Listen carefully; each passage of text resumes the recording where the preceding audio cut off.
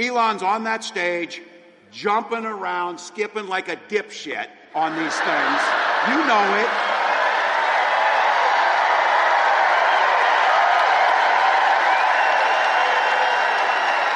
Think about it. Think about that.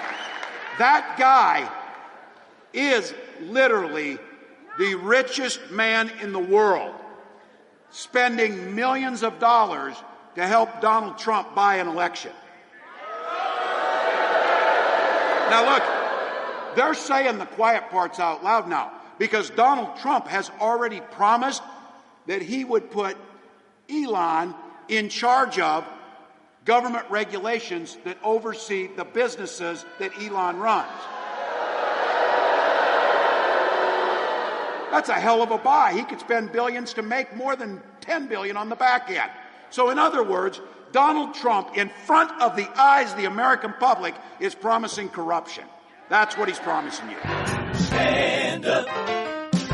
Yeah, go get him, Governor Walz. Love that, calling Elon Musk a dipshit. That was my favorite part of yesterday, and oh, what a day it was. So much news to get through, up and down. How are you holding up? How are you hanging in there? We've got just, 12 days left before Election Day. And joining me on the program today to make us feel a little bit better from the University of Pittsburgh, she's a political scientist. Dr. Miranda Yaver joins me. She is working on the Harris campaign in Pennsylvania, probably the most important state, certainly one of the.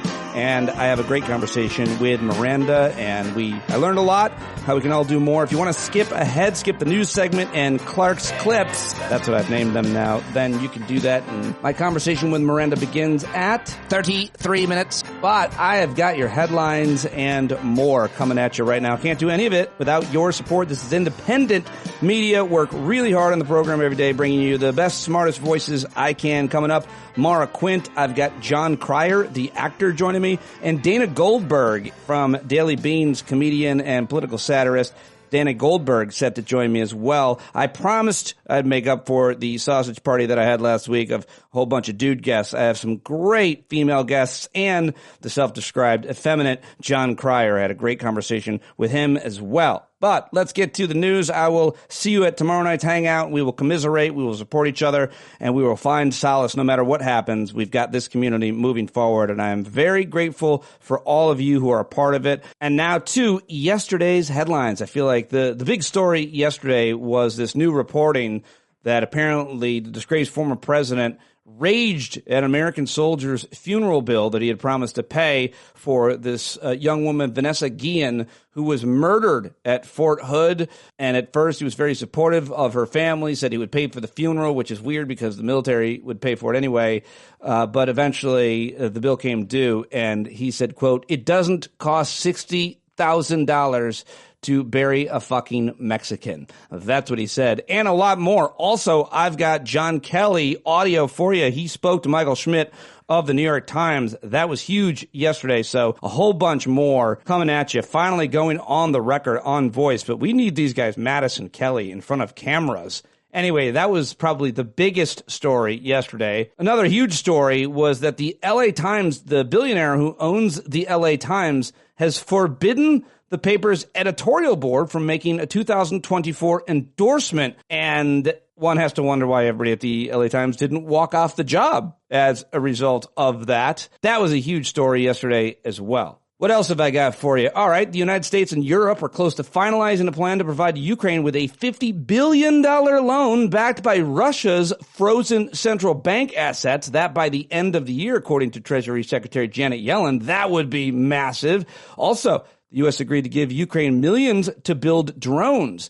The U.S. agreed to give Ukraine $800 million in military aid that will go toward manufacturing long-range drones to use against Russian troops. The Ukrainians have long been trying to convince the U.S. to buy weapons from manufacturers in Ukraine instead of primarily in America. Okay, well, yesterday the FBI announced that it's investigating an alleged leak of highly classified U.S. intelligence documents days after assessments containing information about Israel's potential plans for a retaliatory attack on Iran were published on an Iran-linked Telegram account. Oh, this was a big story yesterday. This is a good one. A federal judge in New York has ordered Rudy Giuliani, the disgraced former mayor of New York, to turn over his luxury New York City apartment and many of his valuables to the 2 Georgia election workers who he defamed. I didn't know you could do this, but I love it. This decision, released yesterday by a U.S. district judge, orders Giuliani to transfer personal property, including cash accounts, jewelry and valuables, a legal claim for unpaid attorney's fees, and his interest in Madison Avenue Co-op apartment to receivership within 7 days. Oh, I love to watch his downfall. I'm sorry. I usually don't like to take joy in other people's pain, but Rudy Giuliani I'll make an exception for. And speaking of January 6th, I guess I wasn't really speaking of, I don't know why I said that, but a Donald Trump supporter who federal authorities say built a giant pro-Trump billboard that the mob of Trump supporters used as a battering ram against police officers during the January 6th attack on the U.S. Capitol. Well, guess what? He was caught. He was arrested yesterday, and you love to see it, don't you? Speaking of election deniers, a Republican county official in Arizona who delayed certification of the 2022 election pled guilty Monday to a misdemeanor charge of failing or refusing to perform her duty as an election officer. The official, Peggy Judd, had cited concerns about voting machines in delaying the certification of ballots in Cochise County, Arizona. And I thought this was an interesting judgment from another federal judge yesterday, an order for Army officials to release their records by the end of the week regarding President Trump's, the disgraced former president's, controversial visit to Arlington National Cemetery this past summer. Senior judge of the U.S. District Court for the District of Columbia on Tuesday granted the release request as part of a lawsuit brought by American Oversight, a nonpartisan nonprofit group dedicated to getting the government to release records. I really look forward to seeing what is on those records. And a federal judge heard arguments yesterday hearing whether he should temporarily block a new Louisiana law that requires the 10 Commandments to be displayed in every public schoolroom by January 1st. So a lot of legal decisions to report from yesterday. Let's go back over to the Middle East, where Israel said it killed a top Hezbollah commander, the presumed successor to Hezbollah's recently assassinated leader. So they killed the number one, and then a new guy, the number two, became the number one, and then they just killed him. Israeli officials said he was killed in an airstrike earlier this month that had targeted the meeting of senior Hezbollah leaders. They are decimating that organization in southern Lebanon. And here is some good news. How about this? Global inflation is poised to continue its downward trajectory, and widespread fears of post-pandemic recession appear to have been averted, according to the International Monetary Fund. But the IMF said significant economic threats still remain, including violence in the Middle East. The strength of the global economy continues to be driven by the United States of America. Our growth is outpacing that of other advanced economies of the group of 7 nations. The U.S. is already approaching the Fed's goal of 2% annual inflation. And another good economic news, gas prices in the U.S. have dropped their lowest level since February. And in health news, in nearly every state that has banned abortion, the number of women receiving abortions has increased between 2020 and the end of 2023. So despite the bans, somehow women are still getting access to abortion. There's a lot to unpack with that story, though. India and China reached an agreement on patrolling their shared restive Himalayan border. 1 person died and 49 have become ill from an E. coli outbreak linked to McDonald's Quarter Pounders, according to the CDC. Still no word on whether it's related to the disgraced former president touching the meat. And in Australia, how about this weird story with, I guess, a happy ending, but what a nightmare. A woman was trying to retrieve her phone. She was like climbing, like bouldering, and her phone dropped between these boulders, and she reached down to get them, and she got stuck, like head first between these boulders, but she was rescued after 7 hours. So it's a happy story in the end. I like to end on a happy story. But man, if your phone falls between 2 boulders like that, just leave it.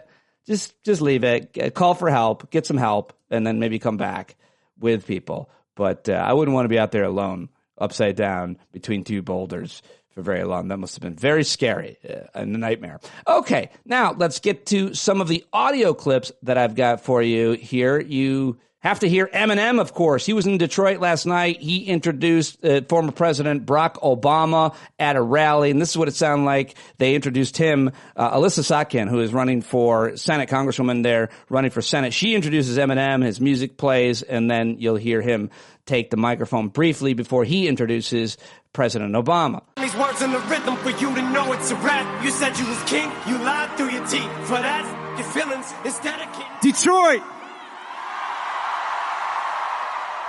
What up, though? So look, I wrote down a few things I wanted to say. I love you too. Thank you. I'm here tonight for a couple of important reasons. As most of you know, the city of Detroit and the whole state of Michigan mean a lot to me. And going into this election, the spotlight is on us more than ever, and I think it's important to use your voice. So I'm encouraging everybody to get out and vote, please. I also think that people shouldn't be afraid to express their opinions. And I don't think anyone wants an America where people are worried about retribution or what people will do if you make your opinion known. I think Vice President Harris supports a future for this country where these freedoms and many others will be protected and upheld. And here to tell you much more about that, President Barack Obama. Yeah, that's how it sounded yesterday in Detroit. And then President Obama took the stage and actually did a little performance of M&M's. You got to hear that. Hello, Detroit! You fired up? Are you ready to go? Yeah.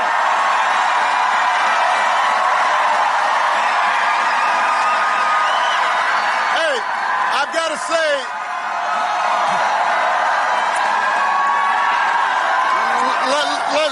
let me just say, let me just say,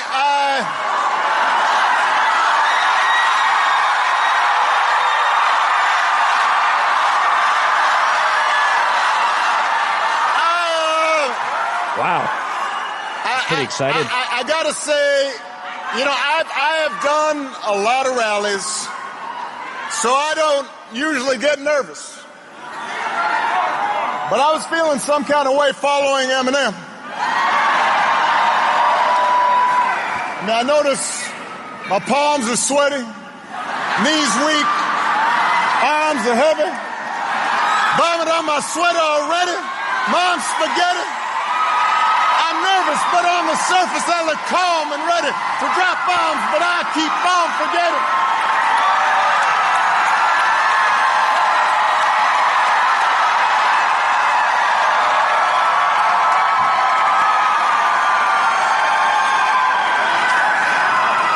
Dun, dun, dun, dun, dun, dun, dun, dun, dun, dun, dun.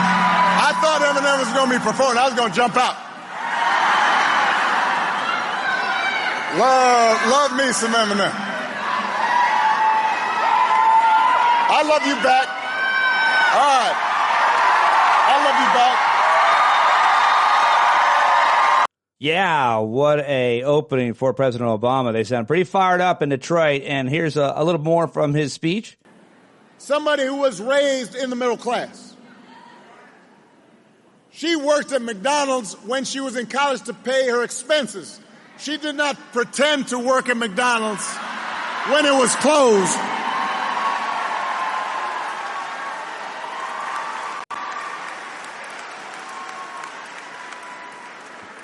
This is somebody who believes in the values that built this country. And she is as prepared as any nominee for president has ever been. That's who Kamala is. And there is Kamala taking hard questions from yet another corporate media reporter. This is Hallie Jackson on NBC with the vice president. You've been reluctant to lean into, to talk about the historic nature of your candidacy on the campaign trail. Why is that? Well, I'm clearly a woman. I don't need to point that out to anyone. The point that most people really care about is, can you do the job? And do you have a plan to actually focus on them? I hear you on that.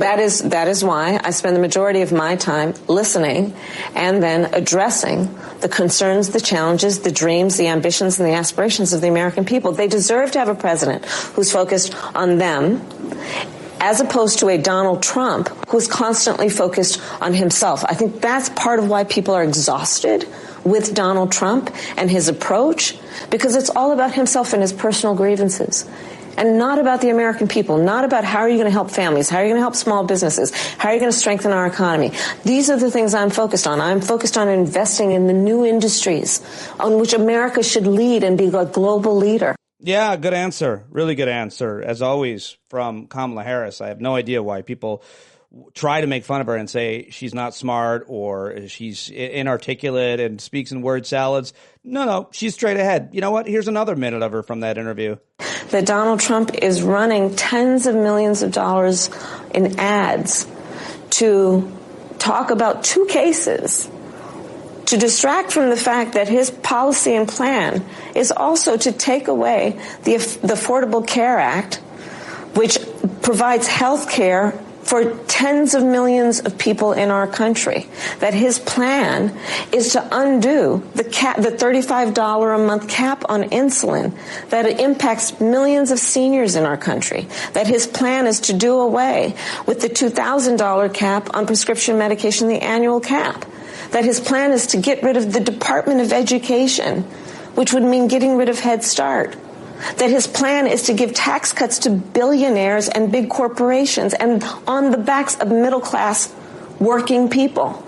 So let's not get distracted by the issues that, to your point from the introductory point you raised, people want to know that their president has a plan. There you go. Well, she's got a plan, and it's deeply detailed, and you can go read all about it. So anybody who says that she doesn't is lying, being disingenuous, ignorant, or bad faith. Now let's go back to Detroit, where the governor of Michigan, Gretchen Whitmer, is on stage. He called Detroit a failure and a mess, proving he ain't firing on all cylinders.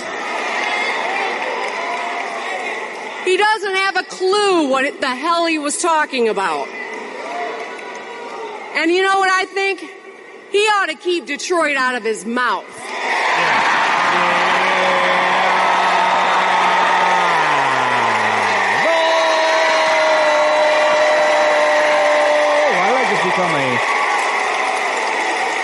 There's a woman with a T-shirt on that says, "Make America Detroit Again."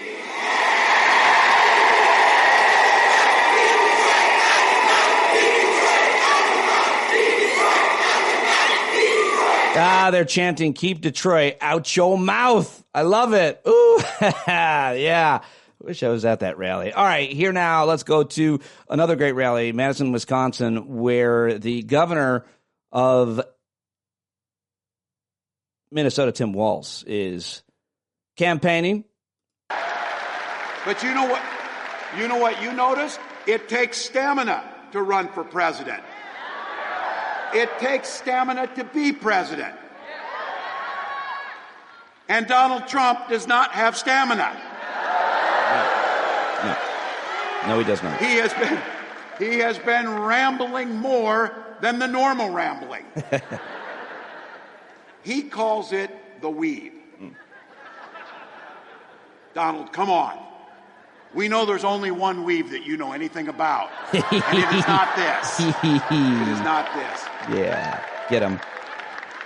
He's ducked debates, but you can't blame him. When you get your ass whipped that hard, you don't come back for seconds. Come back for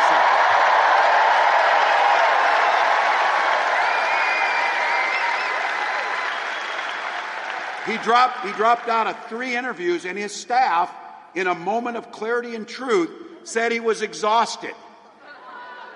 Look, I don't care how exhausted he is, because I can promise you he's not as exhausted as the American people are of him.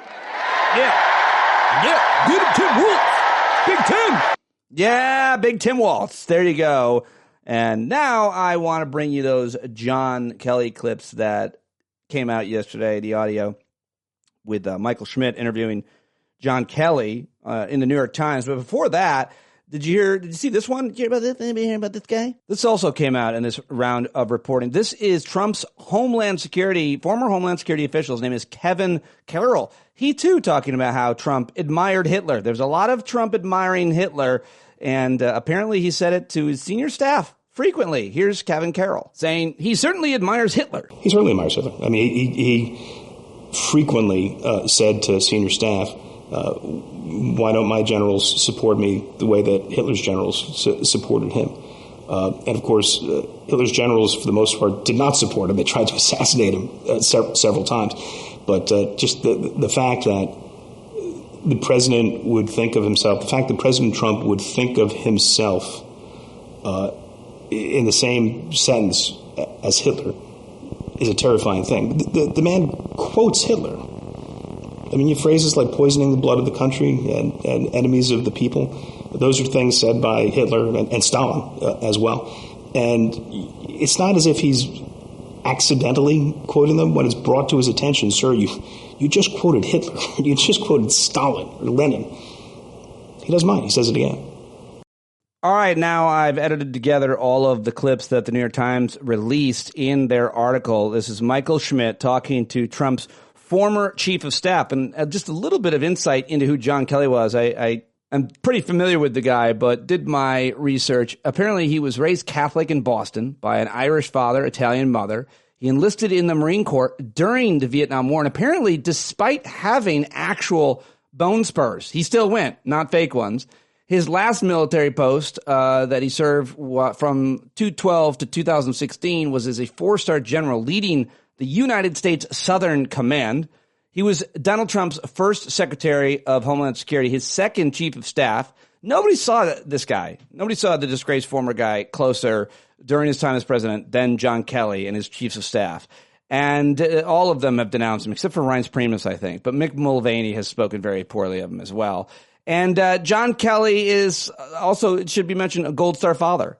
His son, Robert Michael Kelly, was killed in Afghanistan in 2010 when he was 29. He was a platoon leader. He was Derek Wyatt's platoon leader. I actually saw Robert Michael Kelly's headstone in Arlington this summer because it was right next to Derek's, and I took a picture of it. Oh, anyway, here's what John Kelly told Michael Schmidt in the New York Times about the threat that Donald Trump is to America and more. I mean, is he the biggest threat to the country that you've seen in your life out of all the threats, like post 9/11, all these different things? Well, I think he's certainly the only president that has all but rejected what America is all about and what makes America America in terms of our Constitution, in terms of our values, the way we look at everything to include family and government. And he's certainly the only president that I know of that was certainly in my lifetime that was like that.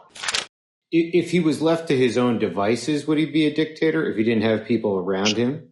Oh, I think he'd love to be. I think he'd love to be just like he was in business. He could tell people to do things and they would do it, and not really bother too much about what the legalities were and whatnot. And I think this issue of using the military to go after American citizens is one of those things I think is a very, very bad thing. Even to say it for political purposes to get elected, I think it's a very, very bad thing, let alone actually doing it.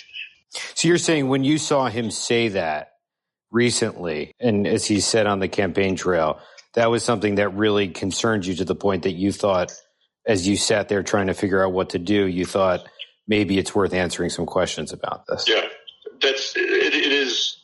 And I go back to George Washington and how he set up, before there was an America, how he set it up so that the military would stay out of, would not be used in the United States or domestically, and that the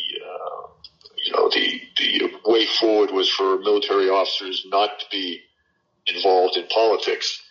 And again, unless you're someone like me or Mattis or, people like that retired from the military or left the military, like Mark Esper or Mike Pompeo, and then go into a political job, whether it's elected or assigned by the White House, it's a little bit different because you're then involved in it. But for the most part, and that's why I'm so hesitant to talk. It's certainly never to tell or recommend to an American who they should vote for, because now that I'm out of the political job, I'm back to being pretty much a retired military officer who should not get too involved in this kind of thing. Yeah, I mean, until the former president started talking about this, and this goes back to when I was in the White House, for that matter, DHS, I was, originally the conversation would be, Mr. President, that's outside your authority, or, that's a routine use. You really don't want to do that inside the United States. But now that he's talking about it as I'm going to do it it's disturbing. What do you think? Do you think he's a fascist? Well, I'm looking at the definition of fascism. It's a far-right, authoritarian, ultranationalist political ideology and movement characterized by a dictatorial leader, centralized autocracy, militarism, forcible suppression of opposition, belief in a natural social hierarchy. So certainly, in my experience, those are the kind of things that he thinks would work better in terms of running America. Again, back to this issue of, democracy is complicated, messy to operate, probably the worst kind of government there is, except for all the other ones. I think Churchill once said that.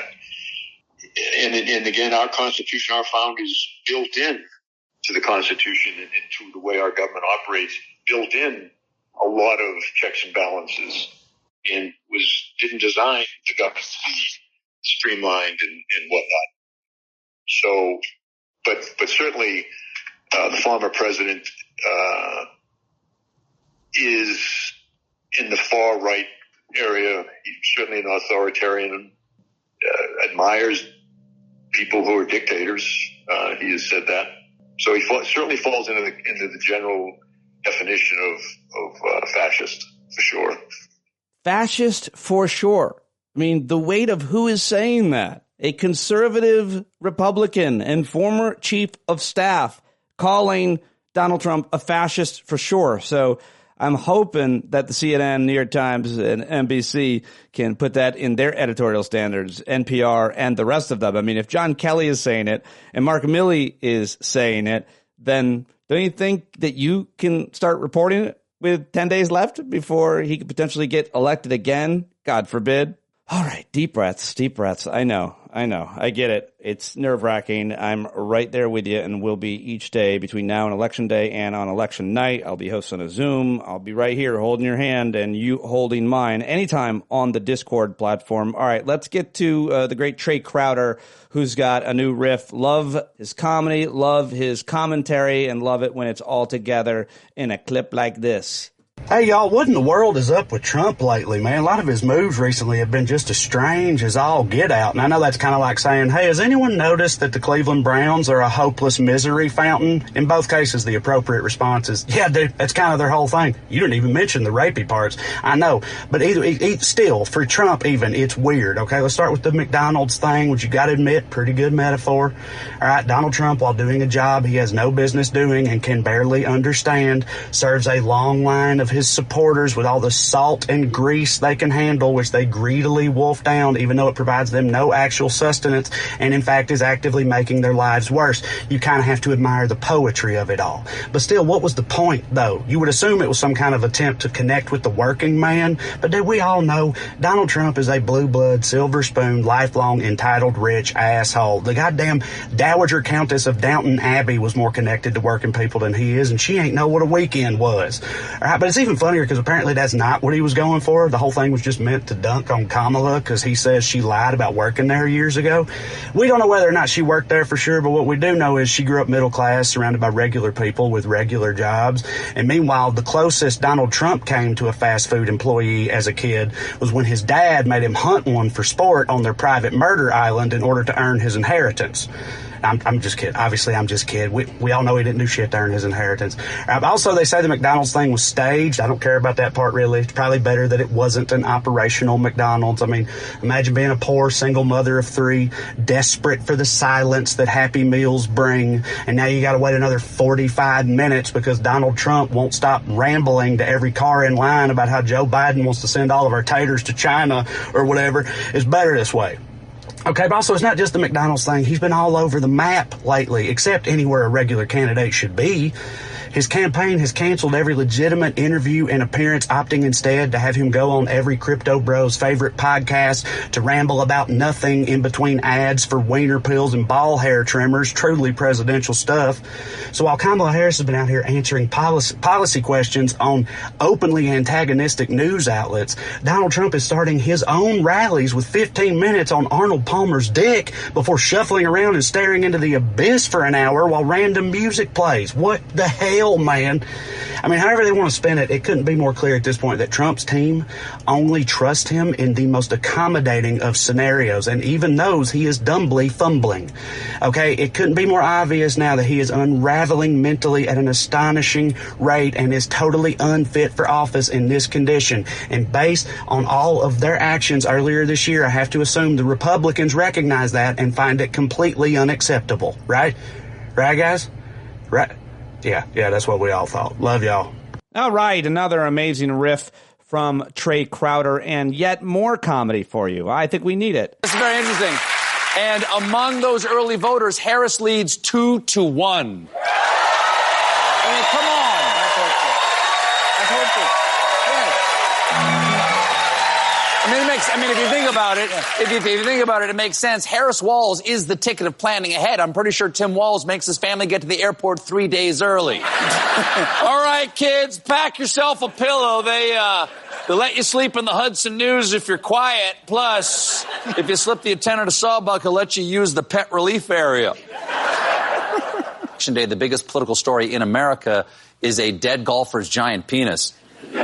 Here's what happened. Over the weekend, Trump was in Latrobe, Pennsylvania, birthplace of golf legend Arnold Palmer. All right, I'm not going to play. Colbert plays Trump and what he said, but you've heard it before. I'm not going to make you suffer through that again. But back to the jokes from Colbert I thought were pretty good. Now, some might think waxing poetic over a deceased sports legend's junk is not presidential, but may we never forget Reagan's immortal words at the Berlin Wall. Mr. Gorbachev, Jack Nicklaus has a ball sack the size of a baby head. Yes. We miss you, Ronnie. We miss you. It's true. That's true. That's true. We fact-checked that. That's true, right? We couldn't say it if that wasn't true. There's a lot of crazy to unpack here. But what stands out to me is the idea that professional golfers take group showers. It's an individual sport. It's not a team. You really think that Arnold Palmer, at the height of his career, was soaping it up down at the Y? Listen, if you go to a golf tournament and someone says, hey, let's all take a big shower together, get the hell out of there. That guy doesn't work there, okay? You're about to play what we call a water hazard. Yeah, there you go, Colbert. I think he was talking about the guys are going to pee on each other in the shower. I think that's what he was saying there. All right, now let's get to my guest. So good. I hope you appreciated the news and the clips, but now I've got to get to the assistant professor of health policy and management. Teaches the undergraduate program in public health at University of Pittsburgh School of Public Health. She's a political scientist whose research lies at the intersection of health politics, inequality, and administrative burden in U.S. health insurance. And her work has appeared just about everywhere, all the big newspapers and journals. And she's real impressive, has a huge following on Twitter. Really happy to have her back on the show. And we talked about her volunteer work on the Harris Walls campaign, what she thinks about what's happening in her state of Pennsylvania, how you can help, and so much more. Let's do it. Dr. Miranda Yaver is back. So let's let the class begin. There she is. I've got her. We are on with Dr. Miranda Yaver. It's been way too long, but I have not lost track of you and your work. And now, congratulations on your new job. You're married, but you're at the University of Pittsburgh. Plenty to talk with you about Pennsylvania politics, life in general. Hi, welcome back. Thanks so much for having me. It's great to see you. It's great to see you via virtually. You are in Pennsylvania. You're doing work in Pennsylvania. So you're an academic. You've had all kinds of interesting positions at different schools, talking health policy, especially we'll get to. But what are you doing with the campaign and why, Miranda? Yes, as I wear a few different hats, teaching mainly in health policy. I have a secondary appointment in political science as of a couple of weeks ago. So I'm working full-time as an academic, but I'm also working at this point basically half-time on the campaign. I've been a staging location director. So in addition to our main offices, we have these little pop-up offices. And through that, I have been holding down the fort at one of our locations in Pittsburgh and training canvassers, talking to volunteers about why canvassing is so important and getting them out, knocking on doors. And so training dozens of canvassers on the weekends. And when there's a lull, I've been knocking on doors myself. And then weeknights when I'm at home with my husband and the cats, I'll crank out some postcards like a good liberal. And yeah, we're doing what we can to organize. As you may remember, I'm from the Bay Area, originally from Oakland and Berkeley. Kamala Harris and I were born in the very same hospital at Kaiser Oakland. And I have been a longtime supporter of her, voted for her for Attorney General when I was voting absentee in California. And she was actually my first choice in 2019. And then I voted for Joe Biden in the primary and really hoped that Kamala would be selected as his vice president. And obviously I got my wish, and I've just been so enthusiastic about this campaign. I started canvassing for her basically a week after the ticket got shaken up. And now we're 2 weeks away from the election wrapping up. Wow, I did not know your longtime familiarity with Kamala Harris. Once I see you were born in the same hospital, that's something to say. Did you work at a McDonald's as well? I did not. I never worked in fast food. I did work a little bit of retail when I was in college on weekends, and gained a lot of appreciation for just how immensely hard it is to just be on your feet all day and talking with people who are not always at their most pleasant. So endless respect for that kind of work. So let's go back to the work you're doing now for the campaign in Pennsylvania. Yeah. People want to learn more about what they can do at other states. Just real quick, is there a website, or should I just connect to your email, or how should people learn about the work that you're doing and how they might be able to replicate it, help it, support it? Absolutely. So I'll just say how I got connected with the campaign was I went to kamalaharris.com. There's a volunteer tab, and you basically put in your zip code and it will show you all of the volunteer events that are in your vicinity. And if you are like one of our out-of-state volunteers and want to go into the battleground state, since we are ground zero for American democracy in Allegheny County, where Pittsburgh is ground zero within Pennsylvania. So it's been very exciting and nerve-wracking and anxiety-inducing and all of the things, but it's been very exciting and compelling to be part of that. You can put in that zip code and see what's going on in maybe a more competitive part of the country if you are living in some place like New York or Massachusetts or something like that. And then someone will reach out to you. If you are, I don't want to deal with the campaign bureaucracy, I am very highly Googleable. Reach out to me. I'm in constant contact with the campaign staff in our regional offices, and I'll make sure that we get you knocking on doors. As I'm trained as a political scientist, I am a political scientist, even though I'm in a health policy department, and my PhD is in American politics. And the political scientists, Alan Gerber and Don Green at Yale and Columbia Universities, respectively, pioneered get out the vote experiments and found that canvassing is the most effective form of voter turnout. It increases voter turnout by about 6 percentage points. And in a close election like this, a bafflingly close election, that is the game changer. And we have a really strong field operation. But I really like to emphasize people who are a little more timid, a little more introverted, believe it or not, I am on the more introverted end of the spectrum. My extroversion comes out in campaign mode, but then I go home and I'm just exhausted and need to not talk to anyone other than my cats and maybe my husband, but cats first. It's what I really emphasize is this is so effective because there are a lot of people who are like, yeah, I support Kamala, or yeah, I don't want Trump to be in office again. But it gets to that point where we have to convert supporters into voters. And some people really need that extra nudge. What does canvassing mean? Is that's a catch-all for knocking doors, writing postcards, making calls? Is it catch-all, or is it specifically refer to one thing or another? When we talk about canvassing, we're referring to knocking on doors. Okay. So having those personal conversations. Yeah. And if it's helpful for your listeners, we could even enact what a door knock experience might be like.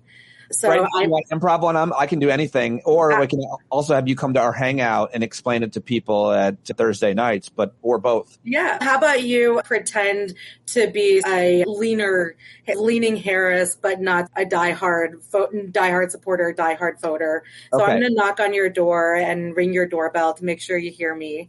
Okay. Hi, how are you doing today? I am good. How are you? I'm doing well. Thanks for asking. My name's Miranda. I'm a volunteer with the Kamala Harris campaign, and I'm here knocking on doors in your community because we have a really important election around the corner, and I just wanted to see if you've given any thought to who you might support in this election. I don't know. I just don't know. I don't really like either of these people. I guess if I had to say right now, I'm leaning towards her, but I've got some real reservations with her around several different issues that I think affect me and my family. Yeah, I'm not sure right now still.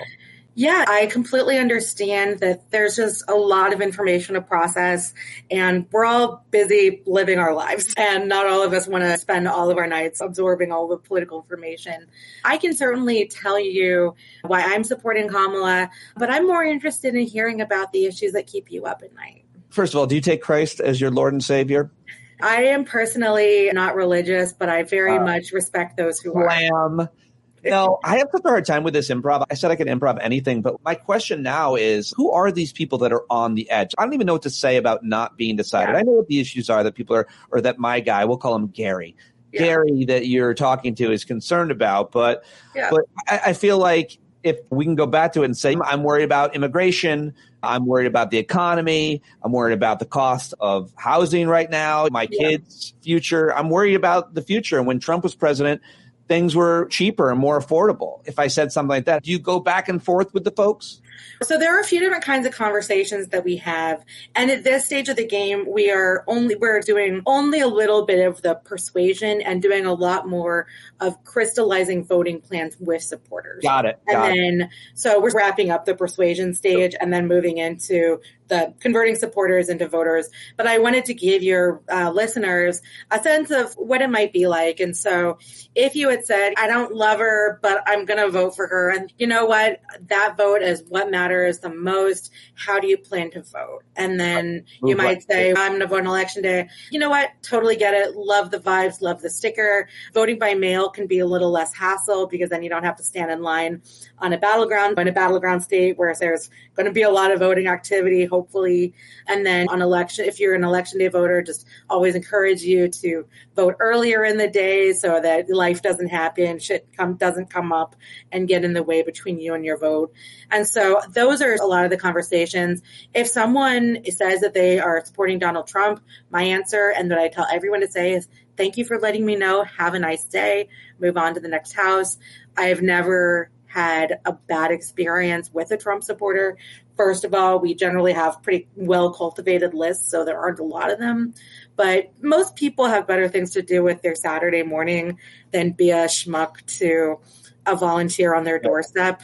They'll say, sorry, you're wasting your time going the other way. Okay, thanks for letting me know. And I'm going to talk to the next person who's going to be a supporter, and I'm going to make sure they have a voting plan.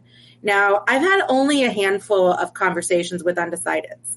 And so there are a few different ways we can go. So one of them I would open with the way that I did with you, which is, what are the issues that you care about? Now, anytime we send someone out, we send them out with talking points. Yeah. Some of them are going to be the bad stuff that Trump is going to do if he gets back into office, and some of it is the good stuff that Kamala Harris and Tim Walz are going to do if we elect them, knock on wood.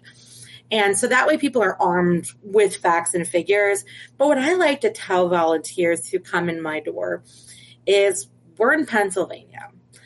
Every single commercial break, we're hearing talking points from Dave McCormick, from Donald Trump, from other people like that. And the value of canvassing is having those human interactions. And so maybe someone's just going to shrug and be like, I just don't know. Maybe I'm just not political. And then I can just say, here are some reasons why I'm supporting Kamala. And one of those reasons is I was born with a lot of health issues, and the Affordable Care Act saved my life personally. Yeah. And I'm going to work really hard to ensure that the next person who holds the White House is committed to expanding healthcare access. And then I just give them a piece of literature and say, I know there's a lot to process. There's only a couple more weeks, and then we can all move on with our lives, hopefully. And I encourage you to go to this website, take a look at her policies. But I think she has a lot to offer to keep the country moving in the right direction. The thing, though, I don't understand, or I'm really curious about right now, is Pennsylvania is ground zero for democracy. Yeah. Even more the areas of the state that are going to be the most effective to be canvassing at and to be trying to reach out to. Mm-hmm. And so it feels now like is there anybody anywhere that isn't aware of this election and who they want to vote for and whether or not they're going to vote? And you talked about the science behind getting out the vote, and that's great. I'm glad to hear that it worked. But I hear things, Miranda, specifically about Pennsylvania. I hear things about bitter or cynical black folks in Philadelphia or Pittsburgh, suburban white women that may or may not turn out, or suburban folks in general.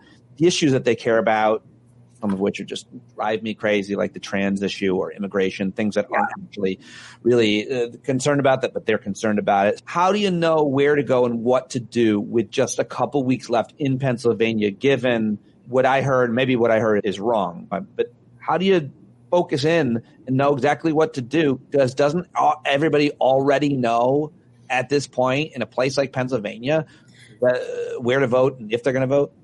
Yeah, so they hate you calling and knocking. Yes, for the 9th time. Right. So I'm going to say a couple things. Yeah. So there are a couple of responses. So in response to, oh my God, for the 9th time, like, why are you inundating me with this?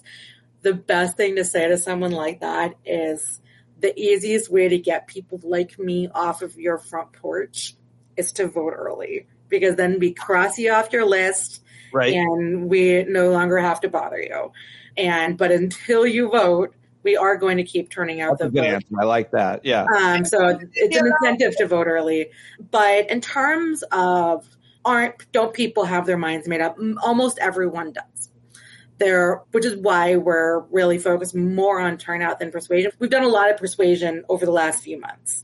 So it's really been like in the last week or so that we've changed the scripts and really started shifting to crystallizing voting plans, because once you have a voting plan in mind, you're more likely to execute it. This is more of a turnout election than a persuasion election. 2016, not so much. People couldn't really tell if Trump was serious about his policies, if he was talking out of his ass, all of the above. People maybe were Democrats but didn't like Hillary. There were a lot of moving parts in 2016. At this point, we absolutely know who Donald Trump is. And Kamala Harris has been in the public eye for a long time. And although there's been a slower rollout of point-by-point policies, but this is really much more of a turnout election. And so there are people who maybe wait until Election Day and don't make it a priority to vote early in the day, plan to vote sort of after work, but then everyone has the great idea to vote after work. They see a long line, then go, ugh, I don't want to deal with that. Or they got stuck in traffic on the sort of polls. Like, life happens. And something that I've actually told my students is a story about when life happened to me. I voted in every single election since I've been 18, except for one municipal election when I was living in Ohio. I had a job interview in Boston for the job that I had in Boston for the previous 2 years. And I got back on Tuesday. My flight from Boston to Cleveland got a little bit delayed. So instead of voting on the way to work, I had to go straight to TH at Oberlin, taught a couple classes, one of which went into the evening, got stuck in a little bit of traffic. The polls were closing when I got home. Oh. And it killed me. There was nothing consequential on the ballot. Like, it was not a contentious election. Your candidate lost by one vote. You ruined everything. Exactly. And obviously, if it were a pivotal election, I would have canceled class to vote. That's just how I roll. But it's enough things that can add up in throwing off your day.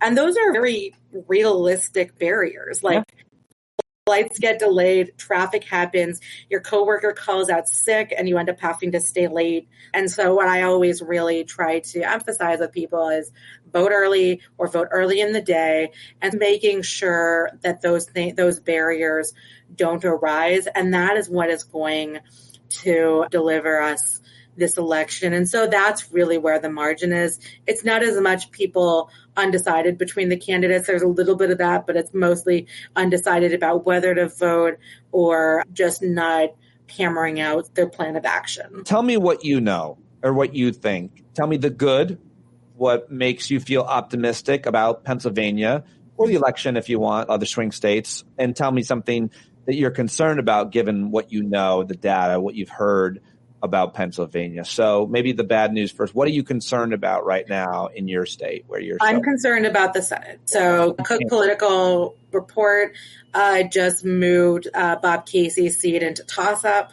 I think he's going to eke out a win, but it's going to be a lot closer than I thought it was going to be. So there are 3 races. If you are trying to pick 3 or 4 Senate races to donate to put your energy into, Bob Casey, Sherrod Brown, Alyssa Slotkin, and Dan Osborne. Those are the 4. And Bob Casey is fantastic. I love him. He's a cartography nerd, which speaks to my husband in more ways than I can say. We've got vintage maps framed on our walls thanks to him. And you can text MAP to 1 and get engaged with the Bob Casey campaign. But we're doing everything we can to knock on doors for both Kamala Harris and Bob Casey, because we need to make Kamala Harris president, but we also need to give her Democratic majorities in Congress. And you mentioned other Republicans are not going to let us confirm judges otherwise. And you mentioned Dan Osborne. Apparently he's within striking distance in Nebraska. He's a U.S. Navy veteran. He's a real cool cat. He's highly qualified, an attractive candidate for a wide range of people must be, because he is, I just know a little bit about him, actually within striking distance of becoming a senator in Nebraska. I didn't realize that, so I'm glad you mentioned him. All right, I didn't realize this either until a couple weeks ago, and I sent money his way, and he's an independent who would almost assuredly caucus with the Democrats. He's within striking distance of beating Deb Fisher. You can donate to him through Act Blue, which is a very good signal for someone who is a registered independent. And Sean Fain was campaigning for him recently. Wow. That speaks volumes. I love Sean Fain. I stand for Sean Fain as a union worker, because Pitt unionized the faculty, so I'm a steel worker, but I was a UAW member as a postdoc at UCLA. Wow. So, yeah, big fan of. Let me ask you, so that's the Senate. You said you're concerned about Bob Casey. I'm concerned about Bob Casey. Just they're pouring a ton of money into Dave McCormick. So Republicans are very committed to taking the Senate seat, and they are just flooding the airwaves in more ways than I can say. So anything you can do to keep Bob Casey as my senator representing the good Commonwealth of Pennsylvania, I would encourage that. So that's where my anxiety is. But now I'm going to end on a more, or not end, but shift to a more positive note. So I don't know if I've told you this, but I was on Barack Obama's campaign staff in 2008, North Carolina, which we won by 14,000 votes. And I would like to win it again. Here's hoping that Mark Robinson did us a favor with his various eccentricities. But I could go on about that one, but I won't. But the vibes just feel reminiscent of 2008 right now. It's obviously a lot closer. We didn't have nearly the same level of anxiety in October of 2008, or I wasn't feeling it perhaps as much, although I was volunteering in Virginia and then on staff in North Carolina, so maybe I should have been. But I wasn't feeling quite as precarious. But what I will say is, like, people are energized. And when I'm training canvassers on the weekends, and I've been doing this the last 2 weekends. Prior to that, I was just doing my own canvassing every weekend, except for a couple times when I had to be out of town. And people are just really enthusiastic. Like when I'm walking around Pittsburgh in my Kamala shirt with my Kamala clipboard, even people who are not on my door, my list of doors that I'm knocking, people walking by be like, yes, go Kamala, we got to win this thing. There's that sort of energy that's palpable in the community. And more importantly, when I see volunteers, the first thing that I say is, hi, I'm Miranda. I'm a volunteer with the campaign. Thank you so much for coming in today. Have you canvassed with us before?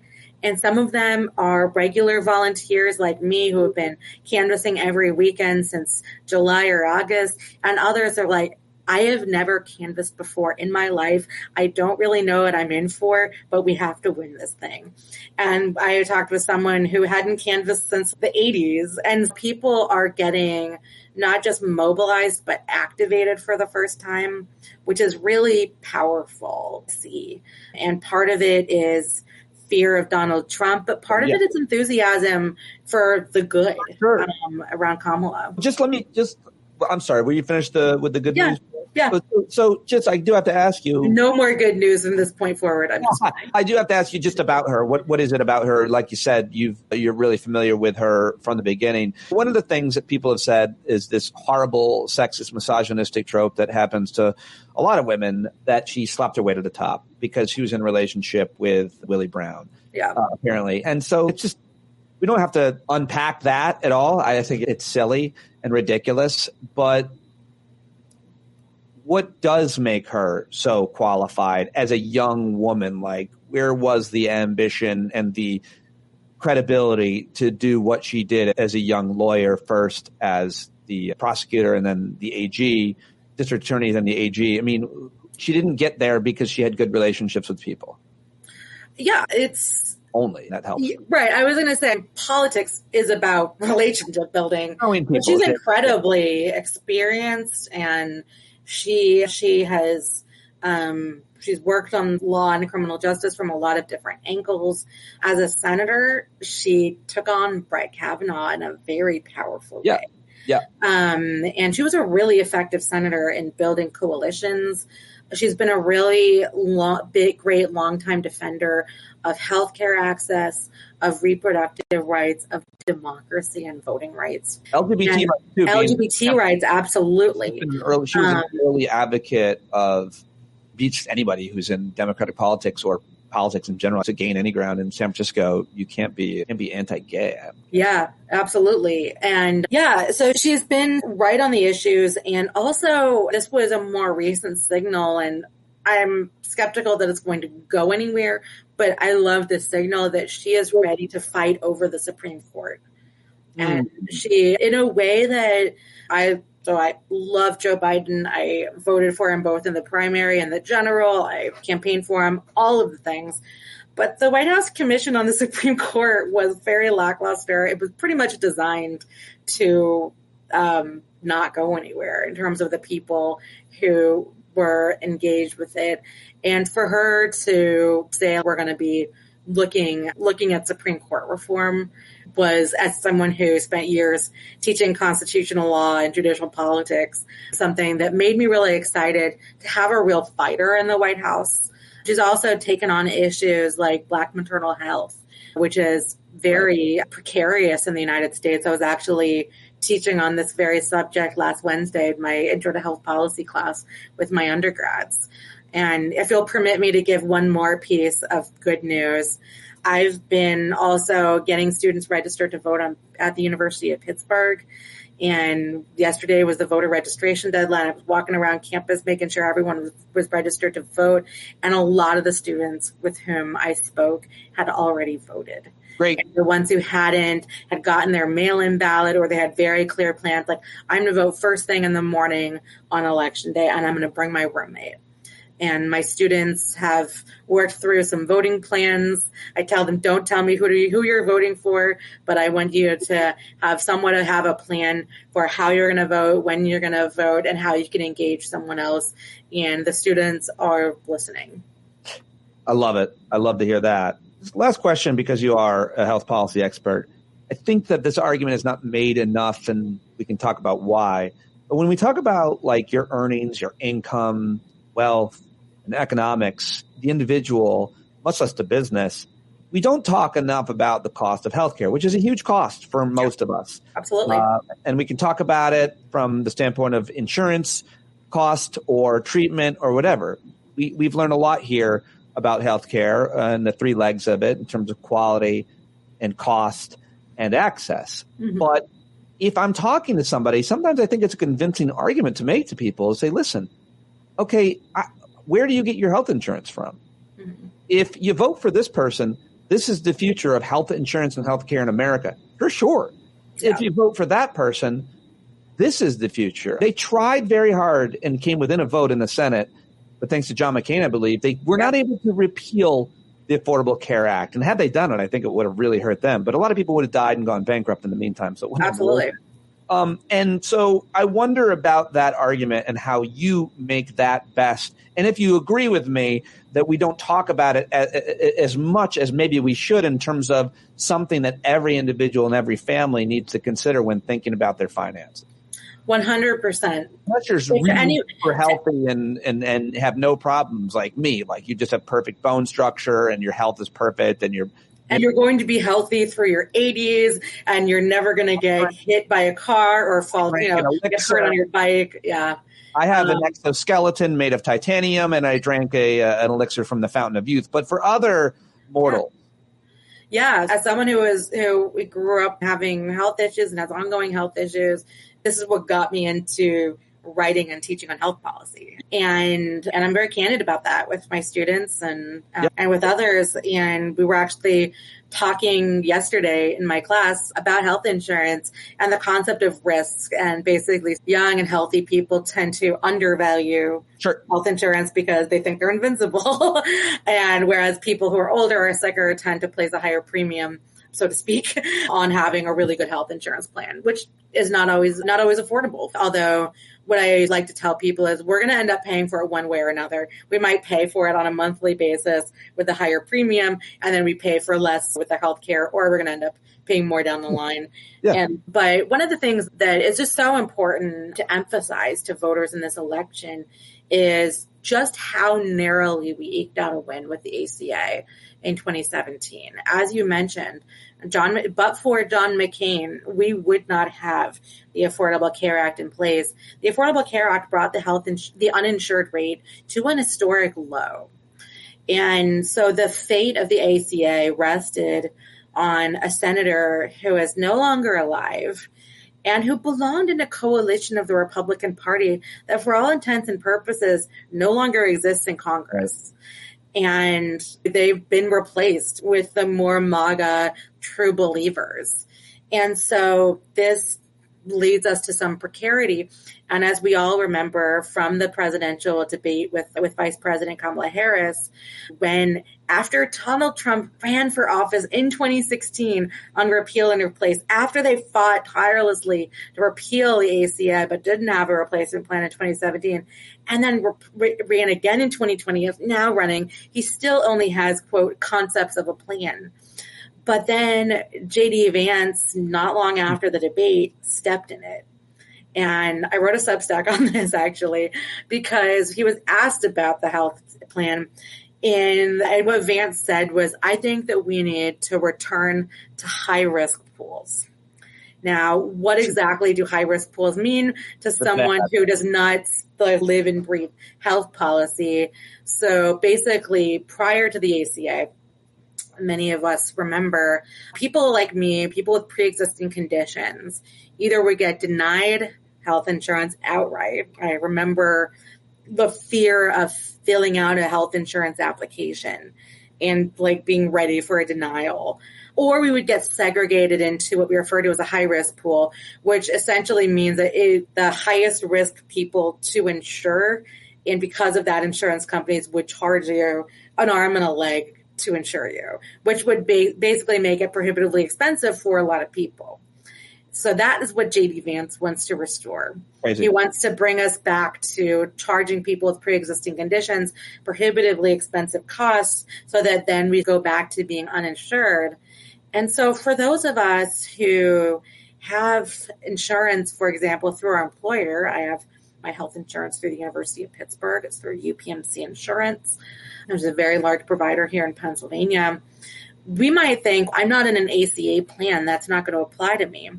But the reality is the Affordable Care Act was this huge effect for addressing what we refer to as job lock. It's essentially, I'm going to stay in my job that I'm not wild about, but I need the benefits. I don't want to get screwed, and because otherwise I'm going to be uninsured or uninsurable.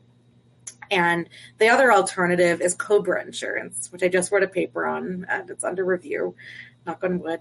But with COBRA insurance, you're paying 102% of the premium, which means you might be paying a $700 premium or something to that effect. And so that's prohibitively expensive. So having an Affordable Care Act marketplace plan, being able to pay a few $100s and maybe getting a subsidy, because depending on what your income level is, you can very much get a subsidy to offset the cost of the premium. This makes insurance feasible for a lot more Americans and allows you to essentially live your life, whether you have employer-based insurance or maybe you want to be a independent contractor, or sort of a lot of jobs don't have those benefits. Yeah. That's for sure. I literally lived that actual nightmare. I was terrified about what would happen if I ever lost my corporate media job with my health insurance for my family. And that's exactly what happened. I lost my corporate media job and lost my great health insurance, thankfully, because of the Affordable Care Act, Obamacare, and the exchanges that you just explained. We were able to get affordable health insurance. Yeah. But by the way, if we had chronic issues or other things, it wouldn't have been nearly as affordable as it is. Obviously, it's far from perfect. So I appreciate that explanation and why people should be thinking about this issue, healthcare, health insurance, and where they get it when it comes time to who they're going to vote for. But most people, they just don't think about it as a result of, and as you mentioned, young, healthy people certainly don't think about it. Most people don't think about health insurance at all because most people don't need it. Most people are doing okay, but they won't be forever, and they might not be tomorrow. And that is true of every human being because we're all mortal. And then one of the other healthcare things that just came up that is just such an important issue for so many Americans is that Kamala Harris is proposing having Medicare cover home care for example, an elderly parent. And this is something that is really a game changer, both for older people who need that coverage and for their families who are taking on those caretaking roles. And a lot of us, and when I saw Tim Walz come through Pittsburgh last week, he was talking about that generation that's sort of stuck between helping out elderly parents while also parenting themselves.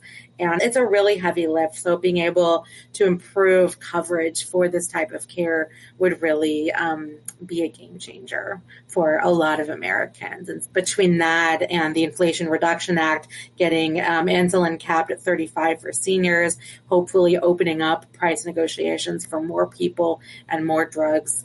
There's just a lot to offer on the Democratic side and a lot of precariousness for a lot of Americans like me if Donald Trump wins this election. That's for damn sure. And all women. Yes, absolutely.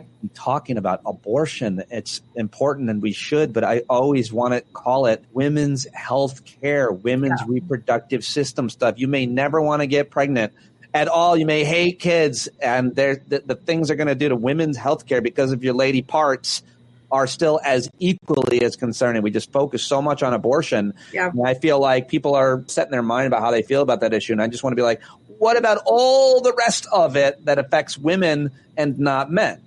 Absolutely. And it was interesting to watch Kavanaugh just get stumped with Kamala Harris when she asked him during the hearing, are there laws regulating things that men can do with their bodies? He was, I don't know what you're referring to. It was like, really? But one of the things, and sometimes I get personal when I talk to voters when I'm knocking on doors and talking about abortion access. And I've never had an abortion, never been pregnant. But I found out when I was in grad school that if I got pregnant, not only would it be a little challenging to do that, but it would be a high-risk pregnancy. And I was already on the fence about having kids. And so I just decided, I don't want to put my body through that. Having pregnancy is already really taxing, and having a high-risk pregnancy just sounded really scary to me. And so for me, I have known that having really good birth control access is vital. Got my IUD right after Trump won in 2016 because I didn't know what was going to happen to the Supreme Court, but I had a pretty good idea, and boy, was I right. And that has been my preferred method. And that is a form of birth control that some Republicans are going after because they have characterized it incorrectly as an abortifacient. Right. But I've also known that because of my health issues, both physical health issues, and I also struggle with some depression, and I don't want to mess with postpartum depression. Like, I work really hard to be in a good place, that if something went haywire and I got pregnant, abortion would be very important to me. And I've also been candid about this, that I experienced a sexual assault in grad school and had a pregnancy scare, and was so grateful that I was living in New York City at the time, where if something had gone worse than it already had, I would have gotten the health care that I needed. It would have been respected. It would have been something decided exclusively between my doctor and myself. But that's not true of everyone. And it's really it's something that is as devastating as it is infuriating to think that women are not only being stripped of just basic autonomy, but being punished for experiencing a violent crime. What about the Overton window, moving on, specifically that potential horrible situation where a woman becomes pregnant as a result of a rape? It used to be, not long ago, it would sink a Republican Senate campaign, as it did, I think, in Indiana. I forget the guy's name. And maybe another one in Alabama, where that was beyond the pale for even a lot of people who thought of themselves as anti-abortion. They were like, all right, except for rape and incest. They would make exceptions for that. The Overton window, people's opinion changed on that, specifically in the Republican conservative movement. How do you have any explanation for that? When did people decide, you know what, I actually would force my child, as Charlie Kirk said, hypothetically, to have a baby if she became pregnant as a result of rape? Like, when did that change? Do you have any insight on that? Because that's when I feel like it's a really ugly opinion to have, a gross, reprehensible opinion to have. And yeah, it's horrifying. And I do want to emphasize, like, even with the rape exceptions, rape is notoriously underreported. And it would often require going through a lot of hoops. You couldn't necessarily just say. I'm just saying, so even in that case, you would have to prove that you were raped, and you shouldn't have to. That's the point. Yeah, exactly. Good point. Thank you for that. Yeah, and sometimes there are like so many hurdles that are it's just obscene for accessing what is literally healthcare. But in coming back to your primary question, it's something I'd had my eye on for both personal and policy reasons. I certainly was very much noticing this when I was living in Ohio when Dobbs came down, and I was obviously, as someone, we just talked about my fear of getting pregnant, and was living in Ohio, which had a trigger ban, the trigger law, when Dobbs came down. But there was a state legislator in Ohio who characterized a 13-year-old being raped and becoming pregnant as an opportunity. And I believe J.D. Vance characterized pregnancy resulting from rape as inconvenient.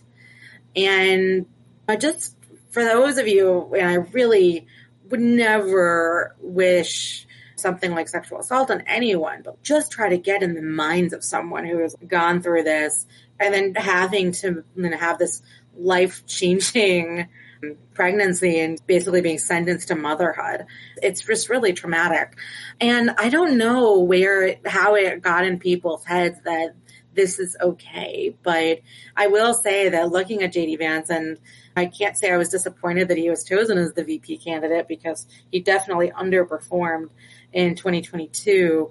But I've never seen a candidate be more anti-woman, like from just looking at women from such a utilitarian natalist perspective.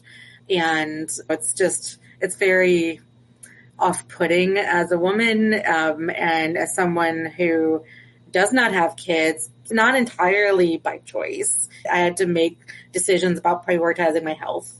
and we'll laugh it off and say, hey, I'm a childless cat lady. This is our time. But it is really disturbing to see such a prominent politician have such hatred for 51% of the country.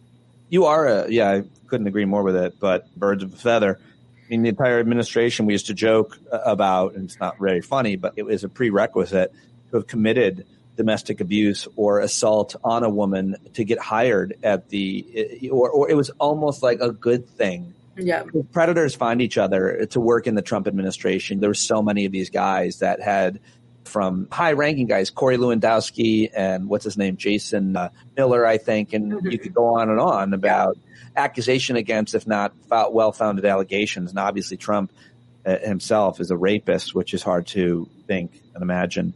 But you are, in fact, a childless cat lady. You are married. Yes. How many cats do you have now? And what would you say to your fellow childless cat ladies, or those who are somehow insinuating you're less than as a result of your category of? Yeah, so I had two, a mother and daughter. My husband had a wonderful cat, and we married our happy families together. So we've got 3. And yeah, I mean, I love I'm very much a pet parent, animal lover in general. And, one of the things that has been really insulting to watch with this campaign and hear from J.D. Vance is this assertion that those of us without children are less invested in the future of our country. That's been what he's been saying, is why would they care about XYZ if they don't have kids that they're bringing into the world. Now, I can go on and on about my just love for my friends' kids. I'm a very proud auntie to my friends' children who I've loved getting to watch grow up. And they're absolutely darling and a hoot. And I'll snuggle them and play with them and read stories and all of the things. And so I have really enjoyed that. I'm a professor. I'm very invested in the future of my students. I want to leave the world a better place for them. I'm invested in their futures, both personally and professionally and academically and all of that. And I'm a human being with a conscience who cares about my friends and my family and my neighbors and my community. And so just this really more than insinuation that we are less than committed to our country and our community is because we are not reproducing ourselves is as absurd as it is insulting. Yeah, it makes me think about the fact that even someone who doesn't have nieces or students could still be heavily invested in the future. Let's say I live somewhere alone and I don't really talk to many people. There's a lot of people that listen to the show that are that way. But let's say specifically you work hard to keep this river or stream clean for now and the future generations. So if you're just working to save the environment, even a local part of your environment to conserve natural habitat, you're fully invested in the future. Absolutely. If you have any humans or even care about humans, I care about critters. I'm invested in the future of this species of animal. And so I work hard and advocate for and try to create awareness around this bird or this stream because I care about the future of it long after I'm gone. It is a ridiculous notion for anybody with any intellect to make that people without kids aren't invested in the future. And you've just triggered me. You've triggered me high. And it really comes back to something that I noticed in 2016 after the Access Hollywood tape broke. And one thing I think that we all need to do over the next 14 days is remind people of the Access Hollywood tape because it was released 8 years ago. I don't know how many of my students were paying attention to that then. I think what's more effective, and I interrupt you because I don't see nearly much of this, is not only the Access Hollywood tape of him admitting to sexual assault, women just let you grab them, but also that he's convicted of rape against E. Jean Carroll. But more importantly, even than that, I think it's 21 or 22 credible allegations from women that he sexually assaulted them. And if you still don't believe it, listen to the way he talked about women, which is why I didn't want to meet him when I was on The Apprentice in 2004, because just the way that he talked about and around young women on the Howard Stern show and others, it was just he is the worst kind of guy when it comes to women and sexual assault, obviously.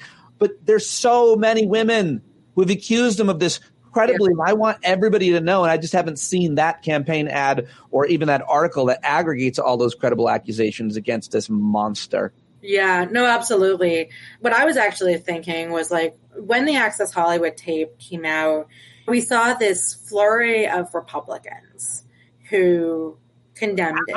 But they said, as the father of a daughter or as the father of three daughters, I can't condone this. And of course, they eventually came around and voted for him.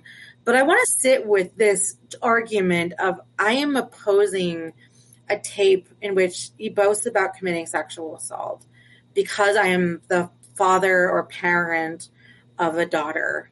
Why does that matter? Do we need, and this understanding the current Republicans seem to have, which is you have to have this like personal family member to care about sort of a population. Why does it matter? Can't you support and defend women against assault, even if you are male and don't have daughters? And it was this very strange thing about you have to have a personal stake in something to care and have a conscience. It's true of a lot of things. It shouldn't be true of this. Like assault is bad. If you don't have enough empathy to understand assault against a man or a woman.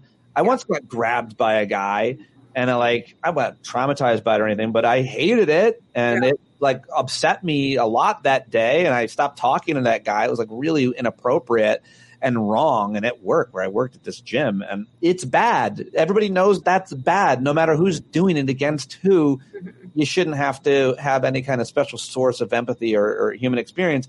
It should be, in my opinion, what humans feel and think. And you should all be against that. You should all be against people grabbing other people's genitals, unless you're under 4 and you don't know what anything means, which is, I highly encourage it for kindergartners until they realize, don't do that. Don't do that. Which is what happened to me and my buddies. We were scolded by our kindergarten teacher. Stop grabbing each other's balls. Oh, that's not okay. No, don't do that. Okay, thank you. That's when I learned it. Oh, Richie and Justin, we still get together, though, just for those activities. Miranda, thank you. This was awesome. You're awesome. Thank you so much, Pete. It was fun being back and talking politics. And if anyone is on the fence, if you have listeners in New York, New Jersey, or on the fence about whether to come to Pennsylvania, the Senate race is a toss-up. The Democrats control the Pennsylvania Assembly by 1 vote.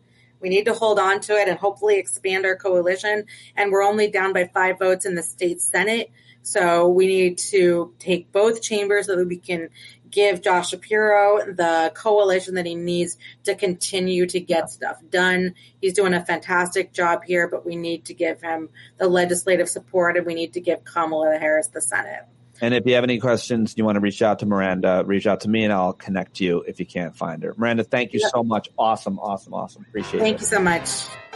There you go. Miranda Yaver, Dr. Miranda Yaver, University of Pittsburgh School of Public Health. I hope you learned a lot. I certainly did talking to her. Let her know that you heard her here on the show. You want to contact her, reach out to me. I can forward anything, any question you might have for her. That's all I've got for you on today's program. Thank you so much for listening, for supporting. Go write a rating and review on Spotify and Apple Podcasts if you haven't already.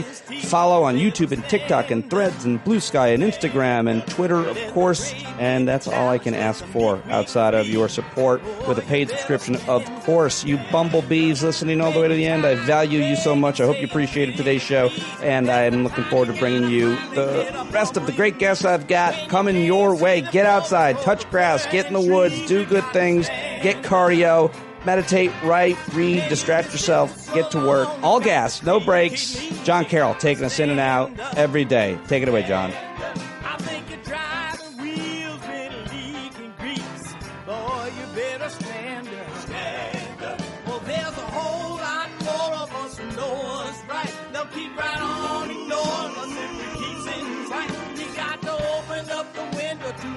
Some light, you gotta stand up.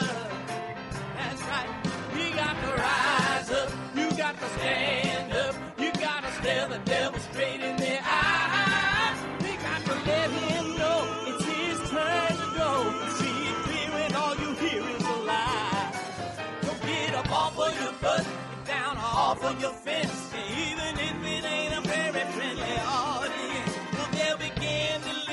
things start making sense, and you stand up, stand up. No need to point your rifle to defend your town, just stand up, stand up. You know they can't deny you what you're laying down. Boy, you better stand up, stand up.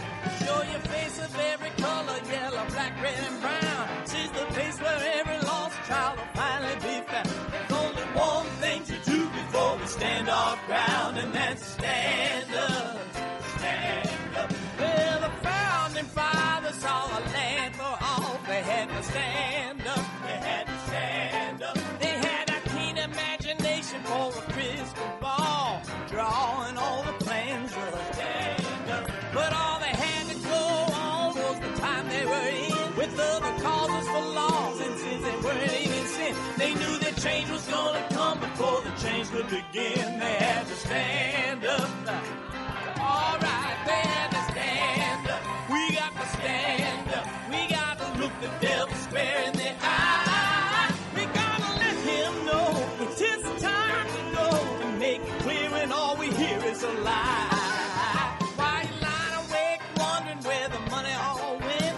It'll be the cost of freedom that'll go unspent. You can see him flee the scene of that experiment if you stand up.